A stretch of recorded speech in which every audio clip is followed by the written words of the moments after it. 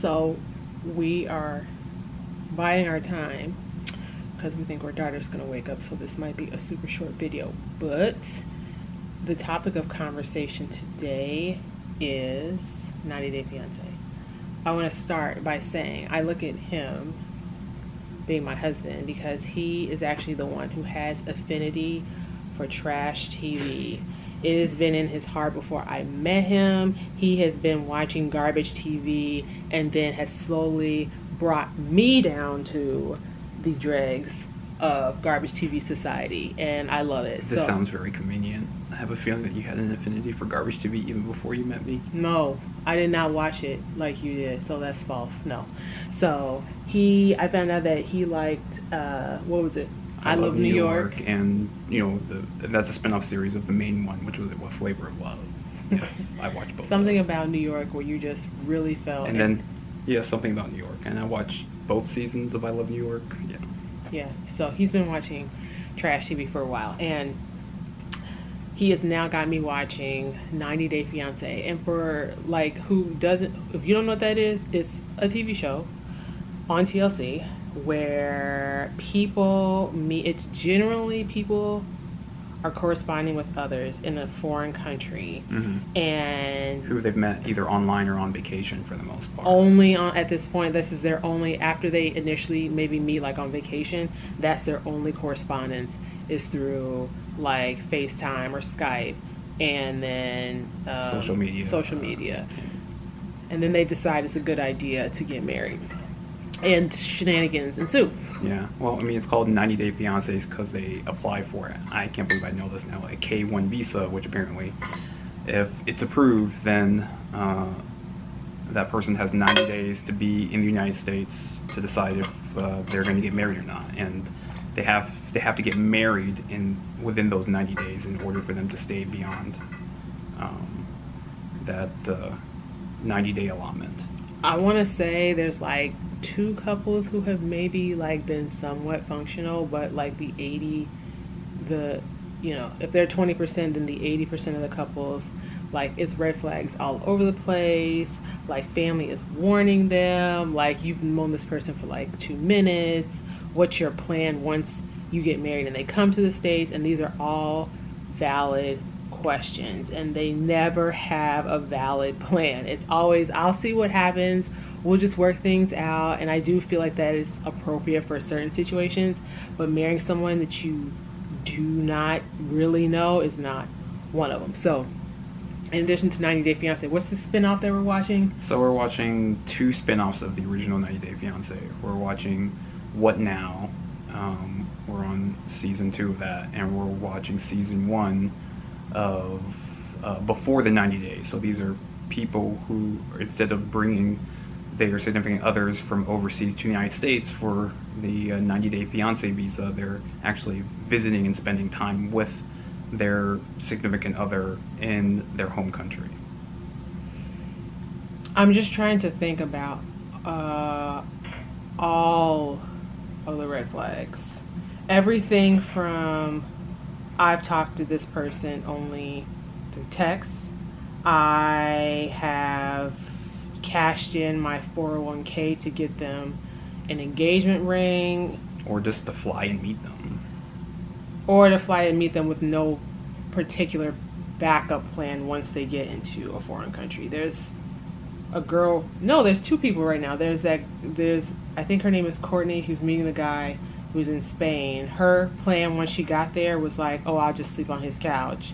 And no, I'll sleep on his bed. He can take his couch. Which is problematic for a lot of, that's just terrible. Like, if you're a female traveler, you have to be more savvy than that. You just cannot assume that like a guy is going to be, how do I say this?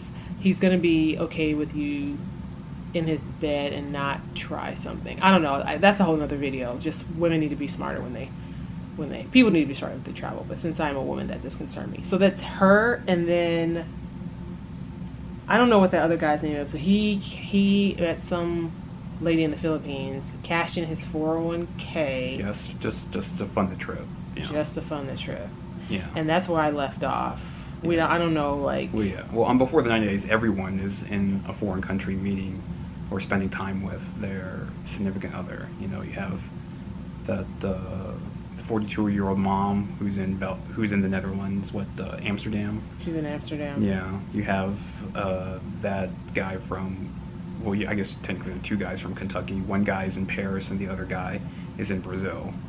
One of those guys is getting all of the friend zone vibes from this particular girl that he's courting, but he's not reading the writing on the room, and that's very cringeworthy. And then the second guy from Kentucky, that's the guy is he in Brazil? Is that what you just said? Yeah, in Brazil. He's so ignorant, I can't even take it. Like, he wants his girlfriend. What were the series of things he did that was embarrassing? He went to his girlfriend's house. He way overpacked. You know, he literally had 4 giant cases of things because he's terrified of getting like disease and stuff. He's never been out of the country, and you can tell it. Like, he's so like he was. It's interesting when like people have so many different negative I mean, I don't know what stereotype is good, but he has so many ill perceived perceptions of Brazil. Like, he's like, all the water there is like poop water. I'm gonna get like yellow fever. He was just like making up all these things and never really researched this particular country that he was going to be staying in. Didn't research the language. Oh, that's another thing. He didn't speak Portuguese like at all, and then his girlfriend did not speak English at all. Yeah, they used an app on their phones to translate each other's dialogue into their respective languages, which I feel like is more acceptable for her because she's not from a big city in Brazil. She's from a very small town that you have to take like a boat, you know, like over the river to get to. So she doesn't probably have access to the resources to learn very much English versus this guy. You know, he has a job, he has technology, he has time and financial resources. You know, besides, you know, over preparing himself in terms of preventing him from getting diseases, he could have also spent time learning at least some basic Portuguese. That same energy that he devoted to knowing all these crazy ass scenarios with his illness. That's my daughter. I'm gonna ignore her for just a minute so I can finish this. Yeah, like, and so he was like dumbfounded when he got to Brazil and was like, oh, I didn't think that the language barrier was gonna be that big of a deal.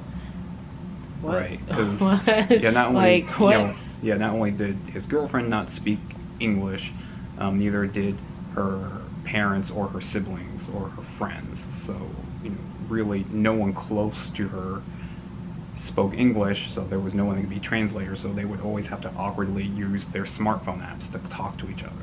Like, I just like to say, I want everybody to find love. I want everybody to find their one and to get married. I just feel like when I watch this show, I'm being gaslit because everything that they're saying, they're acting like that's the norm. Like, oh, I just blew my 401k, which you're not supposed to retract until the time of retirement. I'm just going to do that to go find love. Oh, I'm going to fly to Spain with no backup plan for myself and expect everything to work out. And in terms of where she was staying. In terms of where she was staying. I'm going to go to Amsterdam and I'm going to fully expect my boyfriend who I just met to propose to me so I can go back to the States with a big rock. Like, I just feel like I'm just being gaslit on all these episodes. I want people to win. Like, I really do. But, like, this just maybe gives a little insight as to why the divorce rate is like so high in the United States. People don't take the time to, like, and that's another thing. Like, people are is it Courtney? I forgot the she's the one who went to Spain. She's the one who went to Spain, but there's the dude who the ignorant guy from Kentucky, Louisville. Yeah, he was like, if things Brazil. don't work out, I'm just never gonna give up. I'm gonna give up on love. I was like, this is so extra. Like, they all have said variations of that. Yeah. Almost. Except for the guy that went to Paris. He hasn't been that melodramatic, but everyone else has been somewhat melodramatic. Like, if this doesn't work out, I don't know if I'll ever love again kind of attitude. And they're all like in their young 20s, and well, I mean, there's a lot that's in their like mid to young 20s, and then there's a few in their 30s, and then, you know, that one woman in her 40s. I want you guys to win. I want everyone to win and find But I just need for people to be like smarter about this. Stop gaslighting me as if this like behavior is normal, because it's not. You know, that's and like, yeah, they just are not setting themselves up for success. They rush into marriages, and you see it. They rush into the marriages, and then once the honeymoon stage has like fallen to the wayside, they're like, oh, he plays video games all day. This is so annoying. Oh, like I didn't know that like he was so domineering. I was like, those things have been there. You guys have just not been like paying attention. Or just haven't had enough time, spent enough time with that person to really notice how prominent those things are. What else do you think? I don't know. Like I just feel like I get when I do. Is there anything like really? Well, this whole show is problematic, but is there anything that really fires you up? Fires you up when you watch? For me, it's really more like the cultural ignorance that people do. You know, either when someone comes to the States or the other way around, when they go visit the other person in their home country. Because you know they'll do the research in terms of like, oh, disease prevention, or you know what I should bring or not bring, but they won't do the research in terms of, okay, you know, what's considered cultural norms, what's considered to be, you know, friendly or polite or respectable in this person's culture. Because going back to that guy from Kentucky that went down to Brazil, you know, went to his girlfriend's parents' house. He was so offensive. And you know, one of the first things he asks is like, oh, can I stay with a hotel? Can I stay at a hotel and take your daughter with me? And you know, that's offensive for multiple reasons. You know, and because he's been cheated on in the past, you know, he asked his girlfriend to take an STD pregnancy test, and he didn't get no STD. Well, he can't get a pregnancy test, but he didn't get an STD check himself. Like that's I'm true. like, he didn't offer to do the same. Yeah, no. Like I felt like he had all these ridiculous notions of what Brazil was like, and they were all negative. Like I don't know. I hope she drops him like a hot potato. We haven't advanced to whatever. I mean, we're just next episodes. We're pretty early in the first season of Before the 90 Days, and What Now is still kind of in the middle of airing. We're caught up on that one, but you know, we haven't seen like the next episode of that one yet. Like he likes her, but he's not. He doesn't care enough to like get to know her and her culture, because I feel like people who actually care are trying to find out. Yeah. Like, how can I get on her good side, her parents' good side? He did the exact opposite. Her family and friends' good side. You know, and how can I just get along with most people that would meet, you know, while I'm in this other country? Like the fact that he just did not think that he needed to speak Portuguese is like alarming. Like he literally got to the country and was like, oh, well, her family doesn't speak English, she doesn't speak English. Well, like, why would they need to? They're in Brazil. Like, right. And again, they're not in a big city, they're in a small town that you know, that doesn't have, you know, so they're not going to have access to the same resources to know or learn English. So I mean, I'm not saying he had to be fluent in Brazilian Portuguese by the time he went down there, but he, you know, he maybe knew like a phrase or two, but he should at least know a lot more phrases, at least to do like very simple, basic conversations. They were using a phone for their interpretations. Like, yeah, I don't know awkward. What kind. It was so awkward. It was a phone app. Yeah. It was so awkward. You know, I was like, he had all this. Like, yeah, I'm going back to that fact. Like, he had all this time pre-prepared for all these. He had 4 foot lockers of like, I don't even know what was in there. But I feel like a traveler would know. Like, I guess I don't know. People overpack all the time, but he was like doing the most, and he knew it too. Because there was like nowhere there to take his stuff. He had 4 ridiculous. Anyways, I'm just saying, I just felt like he is dumb, and I hate him, and I want him off the screen because he just. And she even got to a point where she's like, I just don't really feel like I'm enjoying his neuroses. Like, they were just trying to like have a good time, like they were swimming in the river, and he's like fully dressed in like head to toe in protective like, gear. Yeah. And you know, he didn't want to splash in the water or do anything fun, and that kind of annoyed her. Yeah. I mean, she's going the extra mile. She's really trying to make it work with him. Because it would have been a wrap after that can you get a STD pregnancy check? Like, I mean, I think it would have been justified if she wanted to call her out, but she did it. She went through with it. Although I think she could have just as easily asked, a quid pro quo, just like, hey, if I do this, you have to do the same, and then we can compare results.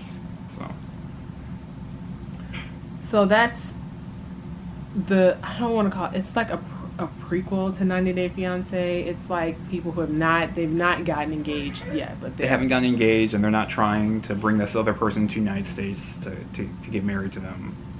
So yeah, I mean, I guess that's why it's called Before the 90 Days. Although, that can be misleading because, as we know, from watching like What Now, we see, actually two of these couples on What Now, we already know what happened to them. So, and we know they're not actually trying to get married right now.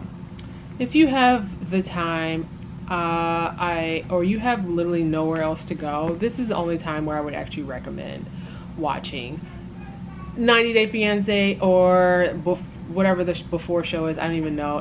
They have a lot of variations. They do. They have so many variations. They have the main show. They have Happily Ever After. They have Before the 90 Days. They have What Now. So yeah. I should tell you to just really go read a book, but it's mind-numbing trash, and sometimes you just kind of need that when your life is just, you need some time to kill. Although be careful, because I got into the same trap. My husband yet again was like, let's watch 600-Pound Life, and then the way that most apps work now, they have the algorithm where it's like, oh, well, if you watch this, why don't you watch this? So then 90 Day Fiance started, and then here we are. So yeah, I'm pretty sure you got me into my 600-Pound Life.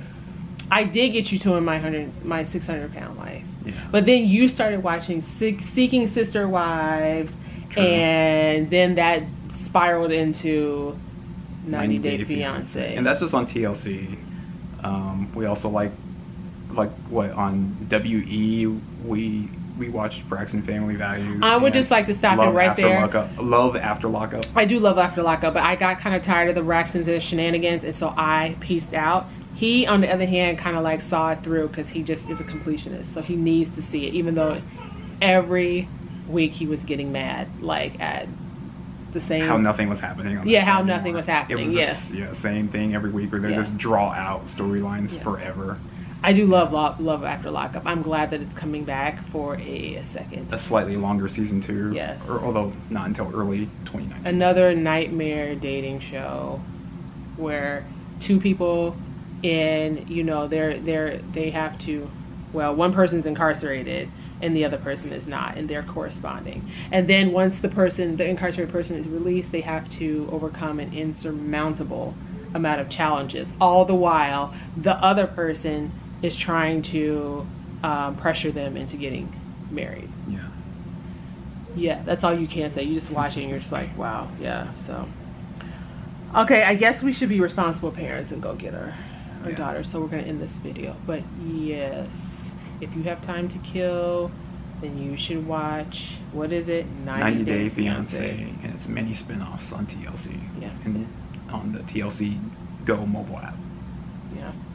Do not do what they do. Okay, that's not what love is. Well, pay attention, see for the many couples where they look dysfunctional or they don't work out, see what mistakes they made, and for the handful of couples that do work out, see what they did right. And if you don't know what they did wrong, then maybe a friend needs to have a come to Jesus moment with you, because I don't want you to do the same things. I don't want that to happen, because you're going to be on TV gaslighting me, and that's not how relationships and love works. It's just not.